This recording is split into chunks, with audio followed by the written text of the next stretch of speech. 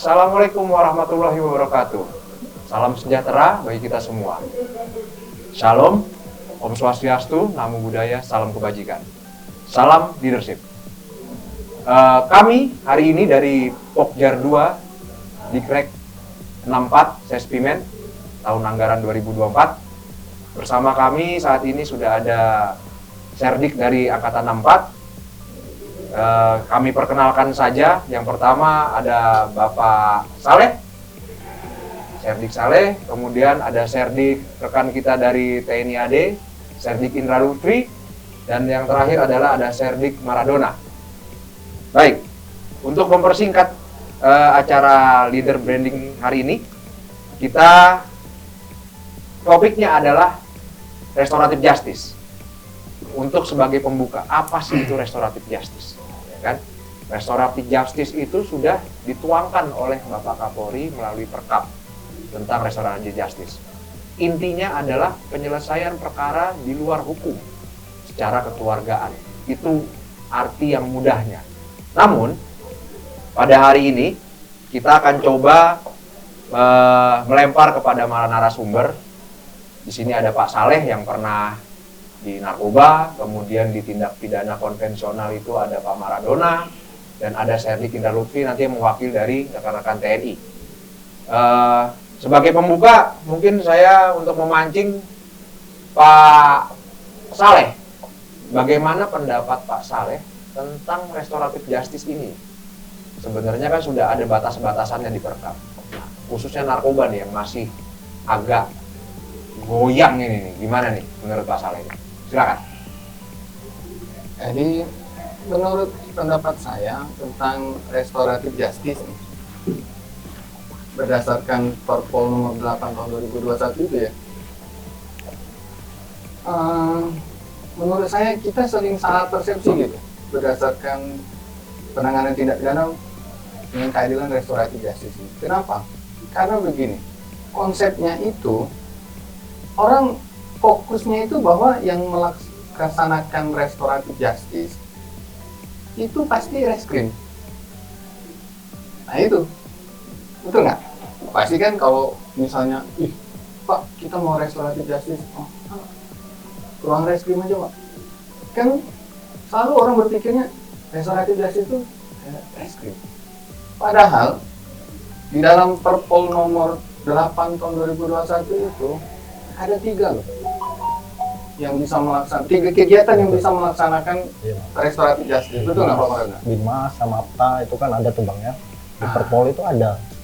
Khususnya pikiring itu Bang. Itu suka salah kaprah, saya setuju nih Bang. Betul. Sama Bang kalau ini. Karena Pak, inilah tujuannya kita Pak Soto. Nah, kadang-kadang kita juga petugas restoratif justice jadi tidak pede karena juga khawatir dikira tanda kutip. Ya. Betul nggak? Betul. Gimana pengalamannya Pak Maradona sama passingnya? Sama Bang. Saya juga sebenarnya RJ ini kan kita dulunya kita nggak punya payung hukumnya Bang. Iya. Setelah keluar Perpolnya ada payung hukum, banyak juga yang nggak paham. Ya. Masalah juga nih Bang. Masalah, iya. Nah kalau pengalaman saya nih Bang, banyaknya jadinya begini Bang. Kalau ada kejadian, sebenarnya kan itu kontekstual Bang ya. Kejadiannya per kejadian itu beda-beda. Iya. Saat itu juga bisa dilakukan RJ karena di Perpolnya menyebutkan fungsi Binmas sama fungsi Samapta. Ya. Bisa melakukan fungsi itu. Betul. Kalau contoh kejadian yang Abang bilang, kalau ada anaknya dipukulin, ya jangan langsung dilempar ke reskrim. Betul. Ya kan Bang? Karena dia bisa mengemban fungsi itu. Seharusnya jangan langsung diarahkan visum, laporan. Nanti kalau mau penyelesaian, silakan ajukan permohonan restoratif justice. Saat itu juga harusnya bisa Bang. Nah, kenapa bisa begini? Menurut saya Bang, ini bukan karena hanya semata-mata ketidakpahaman. Karena saya yakin ada juga yang paham anggotanya, tapi malas. Nah, di situ menurut saya peran pimpinan, kepemimpinan juga berpengaruh di situ Bang. Gitu Bang. Nah, mumpung kita di Sespim Bang, ya kan Bang, kita penting Bang sharing ke semuanya ini, calon pimpinan ini semua Bang, melalui tentang RJ ini, melalui forum podcast ke reskrim.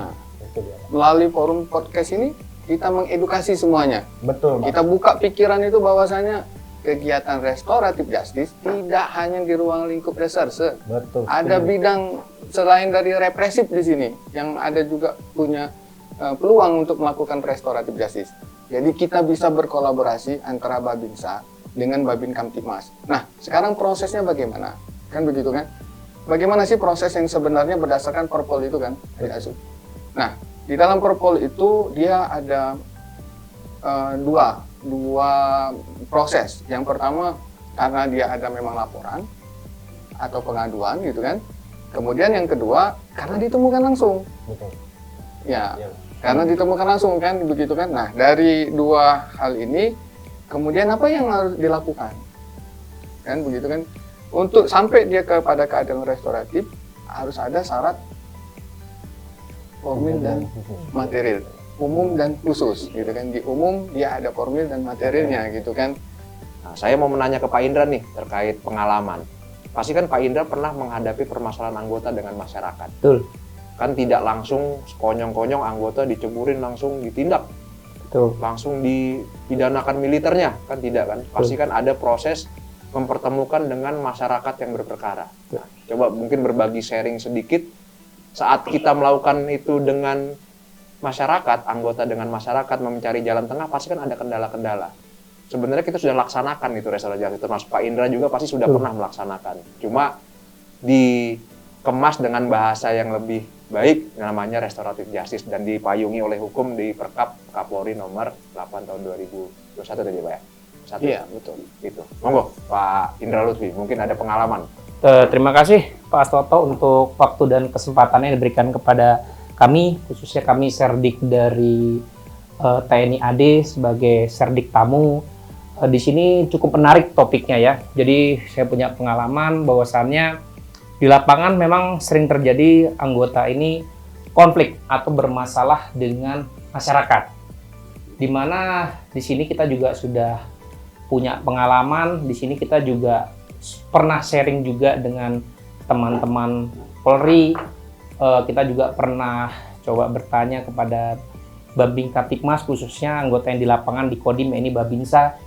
Apabila ada permasalahan di lapangan, anggota kami di lapangan sebisa mungkin melaksanakan permasalahan ini dengan kekeluargaan. Itu paling utama. Tidak lupa daripada itu, kita juga sharing kepada Babinsa di lapangan, permasalahan ini seperti apa sih aslinya. Nah, harapannya pimpinan kami sebisa mungkin ada masalah sekecil apapun sebisa mungkin diselesaikan. Jangan sempat ada masalah yang kecil dibesar-besarkan. Padahal masalah ini sebenarnya bisa diselesaikan secara kekeluargaan.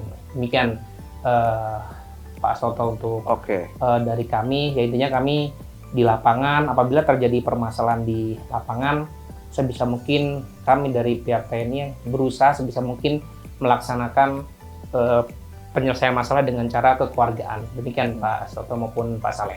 Ini makin menarik ini di sini kan, terkait restoratif justice ini sebenarnya kan sudah ada pakem-pakemnya kalau kita lihat di Perpolnya, ya kan?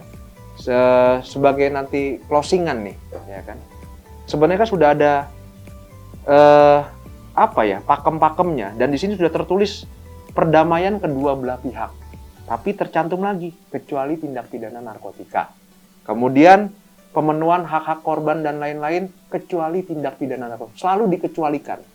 Sedangkan saat ini pengguna narkotika, pengguna itu pasti kita selesaikan rata-rata di restoratif justice, karena dalam dunia narkoba sendiri, tindak pidana narkoba, pemakai narkoba adalah korban. Nah, mungkin sebagai penutup kita hari ini, gimana pendapatnya? Mungkin Pak Saleh dengan Pak Maradone terkait tindak pidana narkotika sendiri untuk restoratif justice-nya. Jadi dia restoratif justice itu dapat terlaksana apabila memenuhi syarat umum dan syarat khusus tadi. Nah, syarat umum ini terbagi lagi dia. Ada formil dan ada material.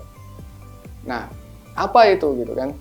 Nah, beberapa di antaranya itu bahwasanya tindak pidananya itu bukan tindak pidana yang meresahkan masyarakat. Kemudian tindak pidana itu bukan tindak pidana yang memecah belah. Ya. Kemudian dia juga bukan tindak pidana yang mengandung unsur terorisme atau radikalisme. Pelakunya, yang berikutnya lagi, pelakunya itu bukan pelaku yang mengulangi perbuatan tindak pidana atau residivis ya. Nah, yang terakhir baru Pak Astoto, bahwasanya tindak pidana itu kecuali tindak pidana yang menyangkut keamanan negara, kemudian tindak pidana korupsi, Ya. kemudian tindak pidana narkoba, dan terakhir tindak pidana yang mengancam ke jiwa manusia itu. Nah, kemudian berikutnya lagi, tadi kan ada syarat formil dan material. Nah, materialnya apa? Materialnya tadi Pak, ada 2 juga materialnya nih. Yang pertama adanya perdamaian, gitu kan, adanya surat permohonan untuk perdamaian tadi. Kemudian yang berikutnya lagi pengembalian haknya yang tadi. Karena kan keadilan restoratif justice ini kan mengembalikan keadilan kepada keadilan semulanya. Intinya itu. Itu kan. Intinya. Jadi orang tidak merasa ada yang dirugikan lagi. Misal ada penipuan, uangnya diambil gitu kan sama yang bersangkutan karena dia ini saling kenal gitu, ditipu, uangnya diambil. Nah, kalau uangnya sudah dikembalikan, ini masuk bahwasanya sudah dikembalikan. Tidak semua tindak pidana juga yang bisa di restoratif justice. Ada beberapa tindak pidana yang ini. Nah, tadi kan ada syarat umum dan syarat khusus. Syarat khusus itu ada 3 tindak pidana. Tindak pidana informasi ITE, Bang. ITE, transaksi elektronik, kemudian tindak pidana narkoba dan tindak pidana laka lantas. Betul. Yang di situ. Butuh syarat khusus itu. Iya, butuh syarat khusus itu. Kaitan dengan masalah syarat khusus tadi, memang betul ada syarat-syarat khusus, tapi banyak berupa administrasi, Bang. Ya. Intinya syarat umumnya kan butuh kesepakatan perdamaian. Perdamaian itu harus dilaksanakan dengan surat pernyataan, saya sudah melaksanakan itu atau saya sudah menerima itu. Kan intinya itu secara umum. Tapi kan bagaimana dengan ITE? ITE nggak cukup. Saya meminta maaf karena banyak juga korbannya tidak personal, Iya. tapi banyak. Jadi ada syarat khusus, dia suruh buat video, minta maaf, nah, gitu. Nah, kalau kaitan dengan narkotika, memang jadi berbeda syarat khususnya, harus ada asesmen dulu bahwa dia pengguna. Karena titik kuncinya menurut saya memang dia pengguna atau bukan kewenangan Polri untuk menentukan itu, tapi oleh tim asesmen yang salah satunya memang di dalamnya ada anggota Polri. Nah, cuman menurut saya lagi-lagi kembali Bang, sebagai closing tadi Abang bilang, permasalahannya adalah bukan sulit dimengerti, karena apa yang kita bahas ini semua tertuang dan bisa dibaca di Perpol 8 2021. Masalah yang tidak mau mengerti ini yang repot Bang, makanya peran kepemimpinan ini penting Bang, terutama alumni Sespim nanti kitanya juga Bang, nggak boleh ini Bang, nggak boleh apatis sama hal-hal begini. Kita peran kepemimpinan lah yang paling utama di situ, jangan pura-pura nggak paham, anggota nanti nggak paham semua Bang. Berarti Itu intinya para pemimpin harus sering ngopi gitu ya. Nah itu, Sering sama kumpul, baca Bang. buku. Sama baca buku. Sering duduk bareng. Jadi dengan ngopi bareng ya istilah-istilah baru dari unsur-unsur pimpinan masing-masing mengetahui. Iya, betul. Dengan kita kumpul nanti anggota bisa pada saat apel pagi kita sosialisasikan ini ada pengetahuan baru, kebijakan baru dari pimpinannya Polri, mungkin dari pimpinan Panglima TNI, sehingga unsur-unsur di lapangan tidak salah kaprah terhadap apa yang harus dilakukan. Demikian mungkin, Ya, Saleh. itu betul kata Opik itu dalam lagunya Tombo Hati. Selalu berkumpul dengan orang-orang soleh. Wah, iya. Baik, baik.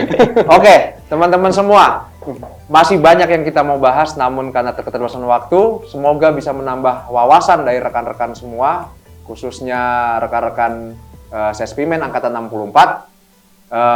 Demikian yang bisa kami sampaikan dari rekan-rekan Pokjar 2 di Krek Sespimen Angkatan 64. Semoga bisa menambah wawasan, menambah pengalaman, dan memperkaya intelektual kita tentang restoratif justice khususnya. Kami dari Pokjar 2 undur diri. Terima kasih. Assalamualaikum warahmatullahi wabarakatuh. Salam leadership.